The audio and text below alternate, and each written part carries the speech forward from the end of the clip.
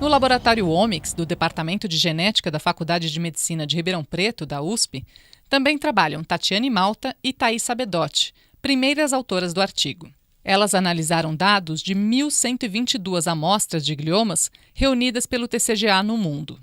Quando a gente entra aqui no portal do TCGA na página inicial, a primeira coisa que a gente vê é uma lista e o número de amostras disponíveis para cada tumor. Uma das formas que o usuário, o pesquisador tem é de vir aqui até o portal e escolher o dado, e ele é baixado numa forma que talvez seja um desafio aí para uma pessoa que não tem tanto conhecimento em programação de computador.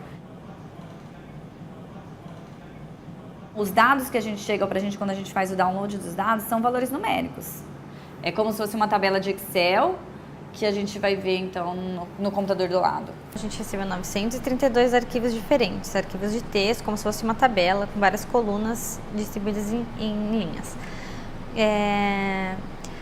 O desafio, então, é a gente integrar todos esses arquivos, juntar todos eles numa estrutura só para facilitar a nossa análise, porque se a gente dividir em 932 arquivos fica muito complicado. A análise de milhões de dados em um arquivo exigiu a capacidade de um conjunto de computadores instalado na USP, em São Paulo. O supercomputador fez as contas. De Ribeirão Preto, as pesquisadoras enviaram os dados e, mais importante, as instruções para o cruzamento das informações. A gente precisa entender a parte de biologia, senão, se a gente não entende o que a gente está fazendo, quais regiões a gente está selecionando, talvez isso não tenha significado biológico nenhum, e na hora de a gente tentar caracterizar essa doença, de gerar marcadores para quem sabe, melhorar o tratamento ou o diagnóstico do paciente, isso não tenha relevância nenhuma. Então a gente precisa ter esse conhecimento, tanto da parte de informática quanto da parte de biologia.